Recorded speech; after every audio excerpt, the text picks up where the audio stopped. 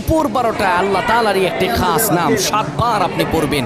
পড়ে আল্লাহ তাআলার কাছে দোয়া করবেন। আপনার যত প্রয়োজন আছে, যত মনের আশা আকাঙ্ক্ষা আছে, আল্লাহ সকল কিছু কবুল করে নেবেন। যখন দুপুর 12টা বেজে যায় দোয়া কবুলের সময়, তখন আপনি সকল কাজগুলো তখন বন্ধ করে একটু যায় নামাজ বিছিয়ে পবিত্র হয়ে ঘরের একটা কোণায় কিংবা আশপাশে যদি মসজিদ থাকে মসজিদে চলে যান। ক্যাবলামুখী হয়ে বসে পড়েন।